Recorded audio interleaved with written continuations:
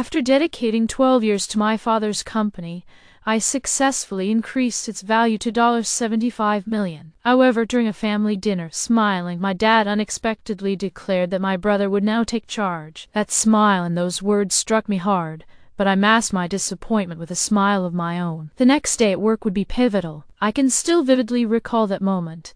My father, with a proud expression, placed his hand on my brother's shoulder as though the decision had been long made. The phrase, "your brother will take over," reverberated within me, unraveling over a decade of dedication and effort. Despite the inner turmoil, I maintained my composure. The dining room buzzed with clinking glasses and quiet conversations from family and associates, as this was a celebration meant to honor all we achieved, what I personally had accomplished. Harper and Company, started by my father during my childhood, was merely a small logistics firm when I began. Witnessing his relentless commitment to keep it afloat instilled a strong determination in me. When I was 24, fresh from business school, I finally seized my chance to lead after much struggle. Under my leadership, Harper and Company evolved into a $75 million industry leader through strategic expansions and technological innovations. Yet, the news of Ethan's succession shattered everything. Echoes of congratulations rippled through the gathering as Ethan, though lacking true business drive, appeared modest in the face of approval. He had previously floated through unsuccessful ventures,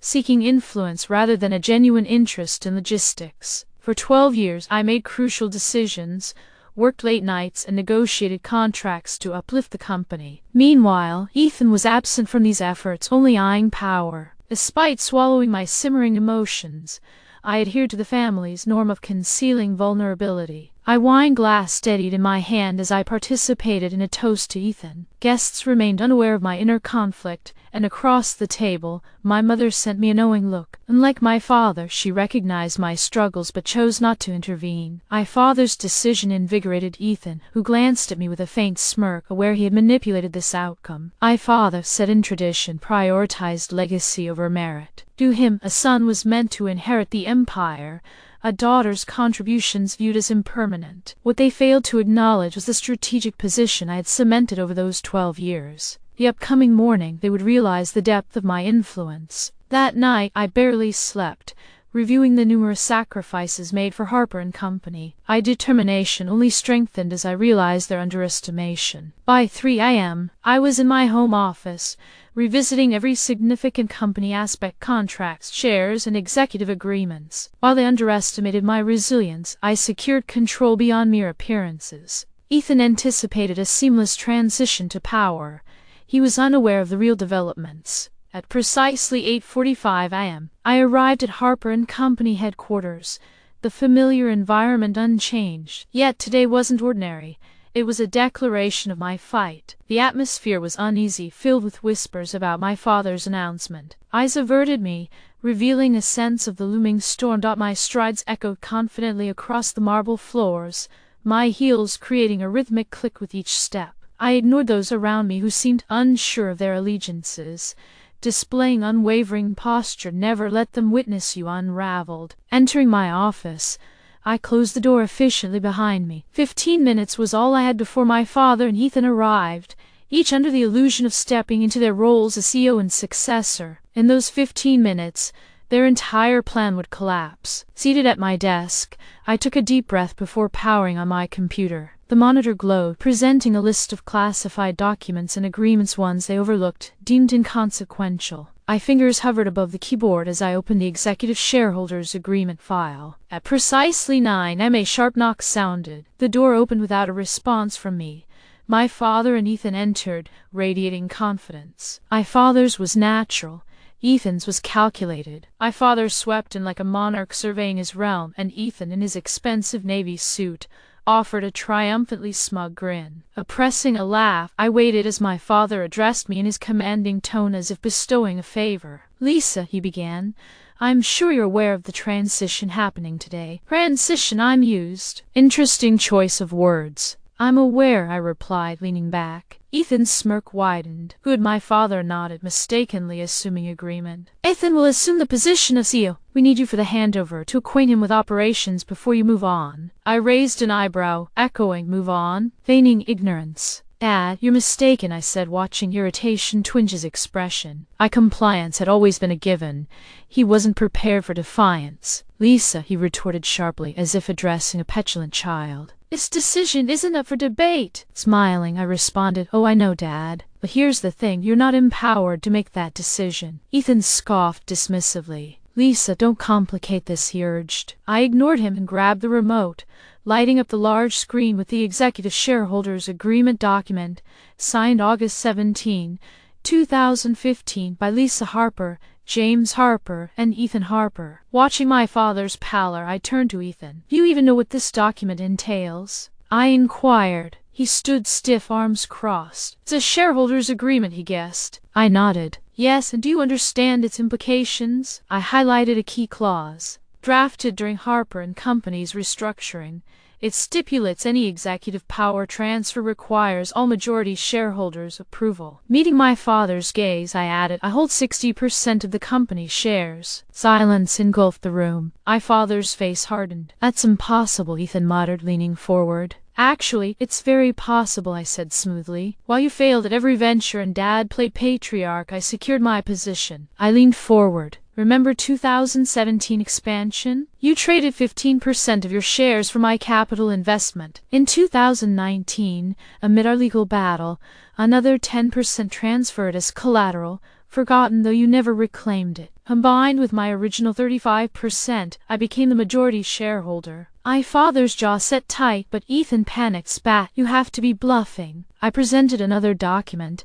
This is the latest legal state filing. Verify if you wish. Ethan snatched and scanned it, his complexion paling. You can't do this, he stammered, seeking my father's aid. My father, silently acknowledging his defeat, remained mute. I rose, breathing deeply. I'm not dismissing you, Ethan, I reassure, but you will report to me and operate under my supervision. Unless I gesture to the door, you opt to leave. Ethan turned, silently pleading toward my father. Yet for once no remedy existed in his father's gaze. This wasn't his domain anymore, it was mine. The oppressive silence filled the office, with Ethan clutching the document, knuckles whitening. My father stood aloof but calculating, mentally searching for a way out. There was none. I had meticulously braced for this day, not out of expected betrayal, but guided by the lesson never to presume loyalty where power dwells. It was the first time my father looked at me with a gaze of unfamiliarity. Perhaps he had never truly recognized me. Finally, Ethan spoke. His tone was bitter. You're just taking everything. I chuckled softly, without humor. Taking everything? I echoed, moving closer to him. Ethan, I was the one who turned this company from an idea into reality. Every contract,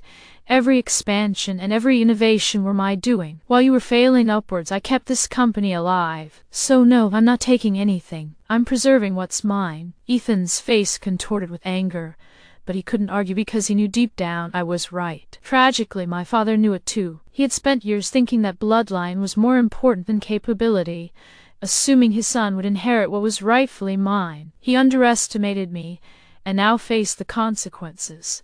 My father finally broke the silence, saying measuredly, You're making a mistake, Lisa. A family is meant to stand together. You really want to burn this bridge? I met his eyes, unflinching. Dad, I began slowly. You set this bridge aflame when you made decisions without me. His lips pressed into a thin line as he responded, Business is bigger than just one person. We can resolve this for everyone's benefit. I tilted my head, pretending to reconsider. True, that's why I'm presenting a choice for you both. Turning to Ethan first, I said evenly, You can stay with the company, but not as CEO. You'll assume an advisory role, with limited authority. The salary will be generous, however. You'll report to me. Ethan stiffened, but I continued without pause, Or you can leave. I'll buy out your shares at market value. You can take the money and pursue new ventures. My father scoffed at my stance, accusing, You act as if you hold all the power. I smiled, I do. A thick silence followed my declaration, leaving them to feel their helplessness. Eventually my father shook his head, muttering,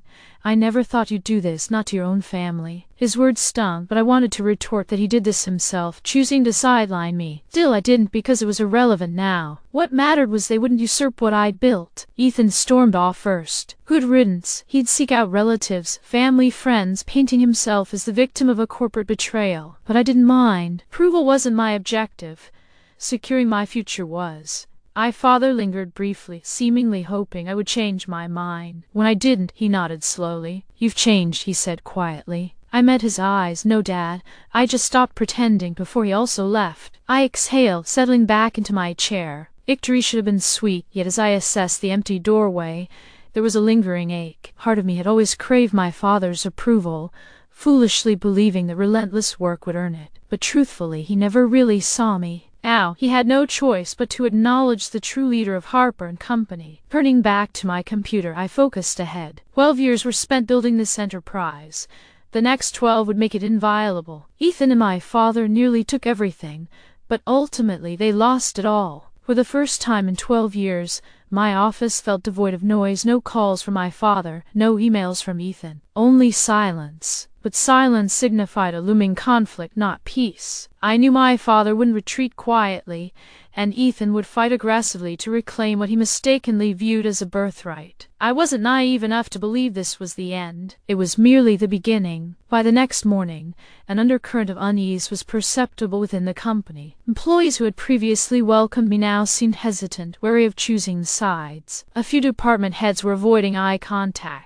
It was clear to me my father and Ethan were cultivating their narrative through a whisper network, reaching out to old family friends, board members, and senior executives. They painted me as a cold, ruthless, and disloyal sibling. Ethan, in particular, assumed the role of the wronged brother, betrayed by his sister. I could see him now, feigning sorrow, spinning tales of how the company was snatched from under him. Meanwhile, my father didn't have to say much, just a somber sigh and a statement implying he always wanted the best for his children. The tactics were strategic and dangerous. If they successfully swayed board members and top executives, they could undermine my leadership. I wasn't about to let that happen. That afternoon, an urgent executive meeting was called by me. As I entered the boardroom, the atmosphere felt dense with unspoken tension. Some deliberately avoided eye contact, while others seemed to scrutinize my every move, waiting for any misstep. I settled into the chair at the head of the table and addressed the room with a steady voice, saying, "Let's not waste any time." I was aware of conversations happening behind closed doors,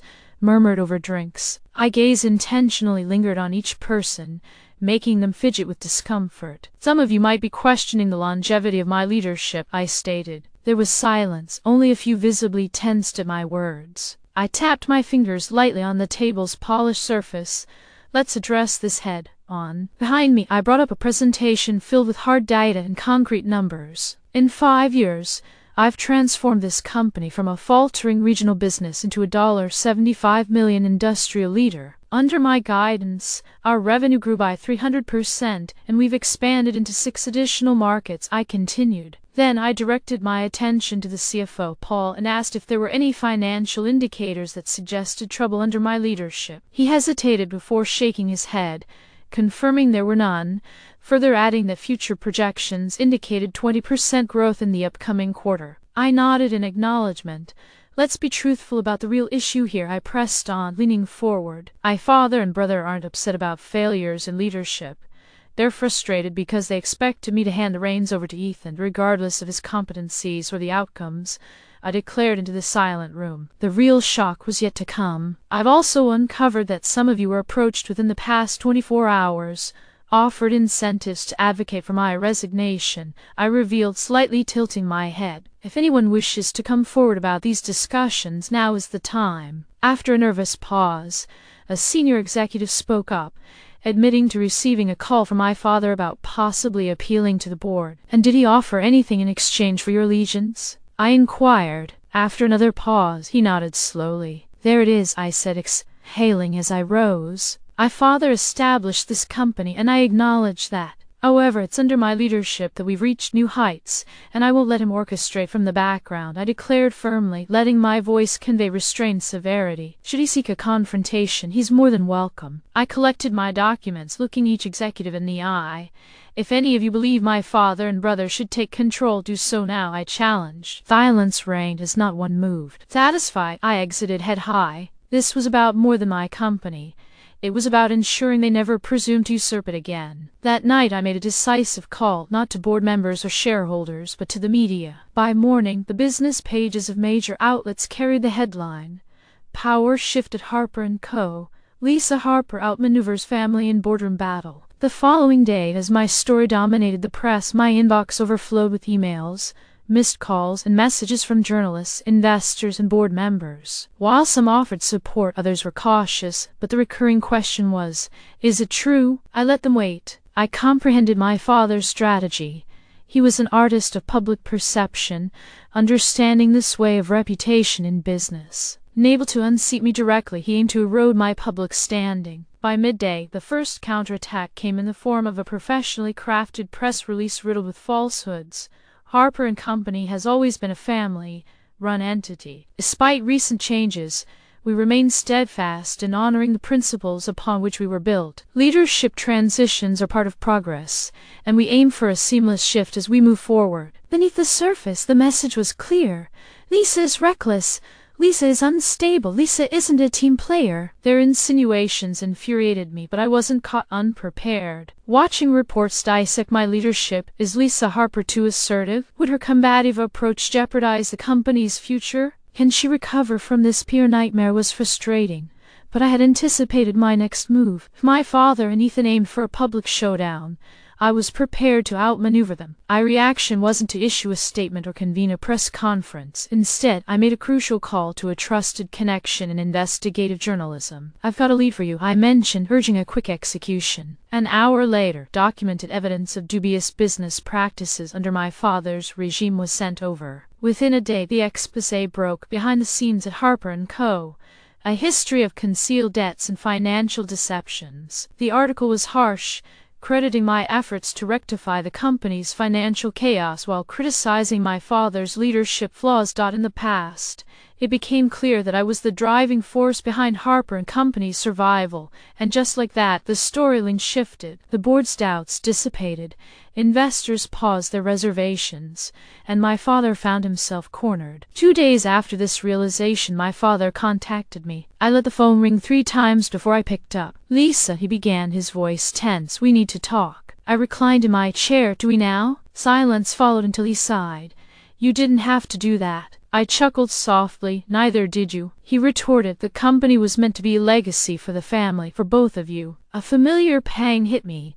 A small, foolish part of me had once desired the same, but that feeling had vanished. "Dad," I spoke quietly, "if you wanted me to protect the legacy, you should have trusted me with it, instead of trying to take it from me." Silence hung in the air before he hesitantly asked, "What happens now?" I exhaled. "Now, I've ensured they can never touch my company again." The war had ended, my father had lost, Ethan had vanished, and I had emerged victorious. Despite this, as I sat in my office gazing over the city skyline, I felt only emptiness. There was no satisfaction, no triumph. For 12 years I had fought for Harper and Company, strengthened it, yet the victory felt heavier than expected. While I solidified my position, I had lost something else: my family. The next day I entered the office as if nothing had altered, yet the truth was known. Whispering ceased, doubt evaporated. I had transformed from just Lisa Harper, the CEO, to Lisa Harper, the woman who outmaneuvered her father and brother. Some respected me, others feared me, and some waited for my fall. I let them wait. At noon, my father and I had our final discussion in the conference room. He appeared aged, his shoulders carrying the weight of events. I waited for him to speak first. His voice was softer than ever as he said, "I'm retiring, effective immediately." I wasn't surprised. "I'll sell my shares," he continued, "keep a small percentage as an investor, but remain uninvolved." I watched him closely. "And Ethan?" I asked. His jaw clenched. "He's gone, accepted the buyout, and will return." I had expected this. Ethan never stood firm. Hearing it confirmed aloud was poignant, not guilt, merely finality. I nodded, understanding. My father rubbed his temples as if soothing a headache, then after a pause, said what I never anticipated. "I underestimated you." Not an apology, but the closest I'd received, and surprisingly, I found I no longer needed it. A month later, Harper and Company had transformed. Old board members, aligned with my father, and questioning executives were replaced. The company was robust under my leadership, and now it was wholly mine. With this control, I introduced innovations my father had rejected, modernized outdated systems, and expanded into new industries. Profits soared within 6 months. Within a year, we surpassed the $100 million mark. For the first time, I fought to build something undeniable, not just to prove myself. A year later, I had dinner with my father. It was our first meeting since his retirement. He seemed different, calmer, not angry, just accepting. I read about the latest deal, he remarked over his drink. It was smart. I smirked. I know. A ghost of a smile crossed his lips. There was no tension left, no battle to fight, just an undeniable truth. He had attempted to sideline me, but I proved him wrong. He lifted his glass to Harper and Company. When I clinked my glass with his, I felt peace, not anger, because I knew I had won. I didn't need his approval anymore. As I sit in my office today, overlooking the city that houses my empire, I reflect on lessons learned. Family can be one's greatest adversary. Loyalty is a currency, not a promise. Power is seized, not given. Most importantly, sometimes the best way to prove worth is to stop seeking validation and build something so strong that it can't be ignored. I harbor no regrets. Harper and Company is mine now, and I intend to ensure no one ever forgets it.